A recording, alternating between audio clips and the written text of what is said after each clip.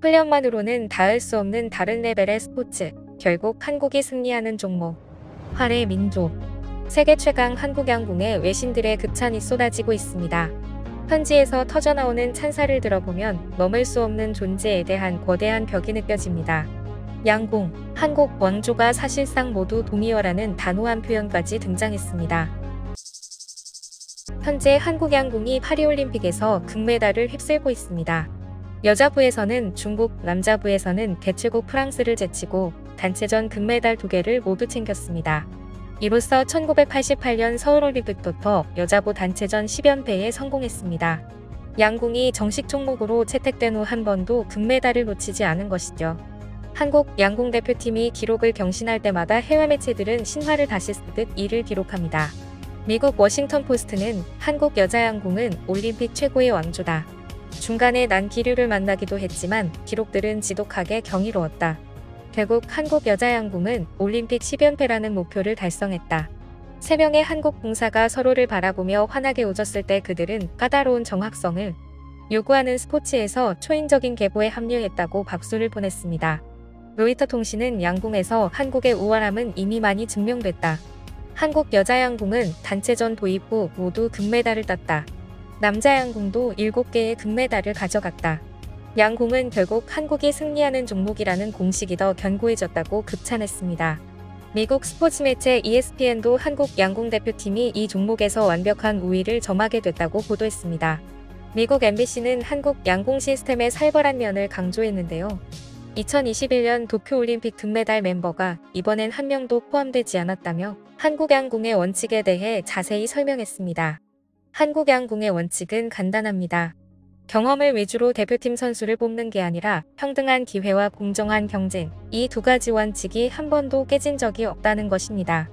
매체는 만약 어떤 스포츠가 한 국가에 지배된다면 바로 한국과 여자 양궁일 것이다. 강하다고 소문난 미국 남자 농구도 2004년 동메달에 그쳤지만 한국 여자 양궁은 2028년 LA 올림픽에서도 우승할 것이고 40년 동안 이 게임을 지배할 것이라고 강조했습니다.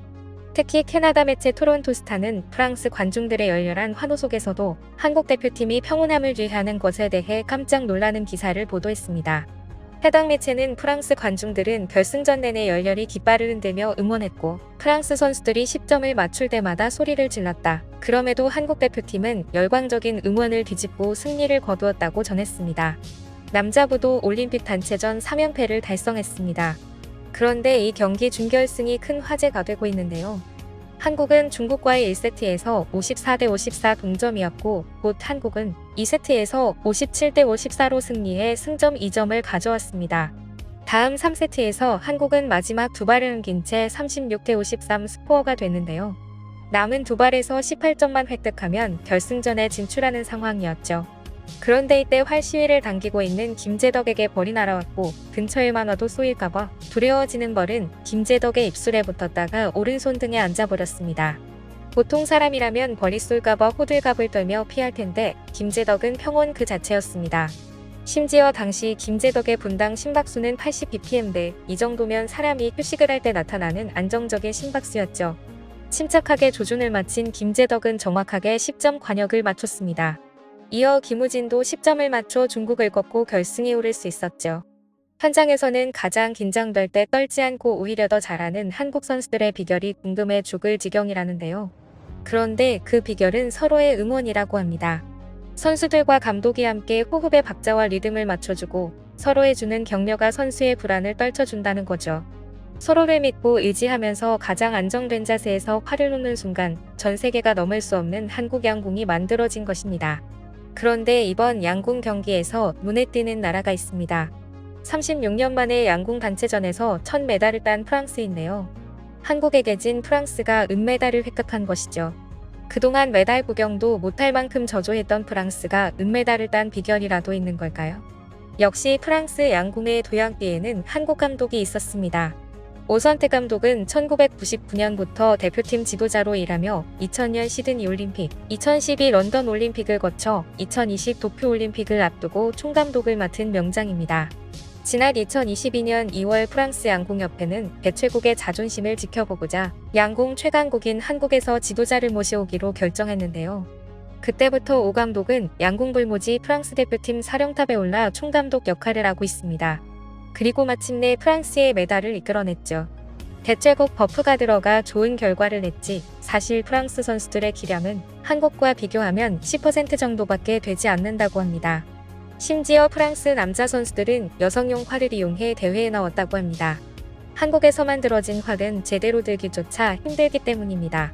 이렇게 부실한 프랑스 양궁이 많은 비용을 투자해 한국 감독을 모셔온 결과는 충분했다고 보여지는데요. 그런데 같은 한국인 감독을 모셔왔지만 국가의 수준에 따라 다른 결과를 가져온 사건으로 올림픽 양궁계가 큰 충격에 빠진 사건이 있습니다.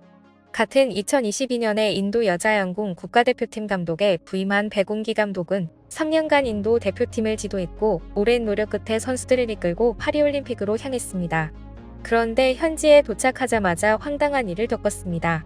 인도 대표팀이 백 감독의 AD카드를 신청조차 하지 않았다는 사실을 알게 된 것이죠. 백 감독과 코치 4명을 포함해 총 5명이 파리로 갔지만 할당된 AD카드는 4장밖에 없었고 감독을 빼기로 했다는 어처구니 없는 통보를 받은 것입니다.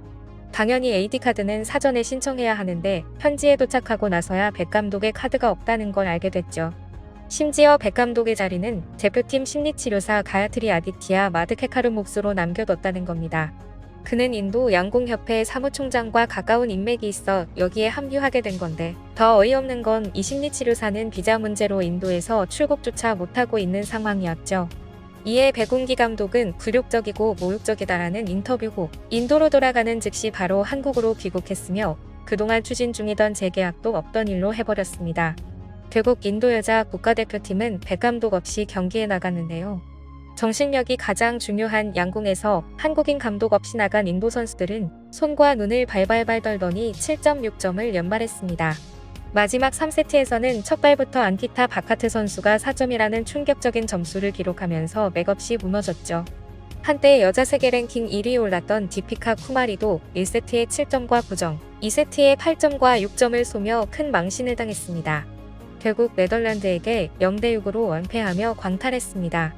이어서 인도 남자 국가대표팀 또한 튀르키예에게 2대6으로 패배하며 광탈 행진을 이어갔습니다.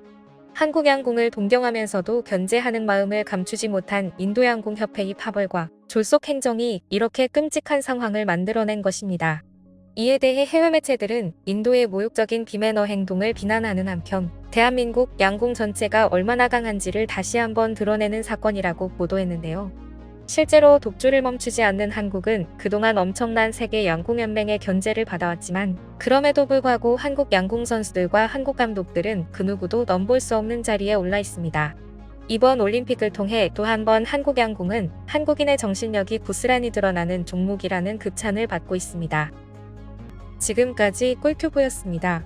오늘 영상이 도움되셨다면 구독과 좋아요 부탁드리고요. 앞으로도 꿀튜브 채널에 많은 관심 부탁드립니다. 감사합니다.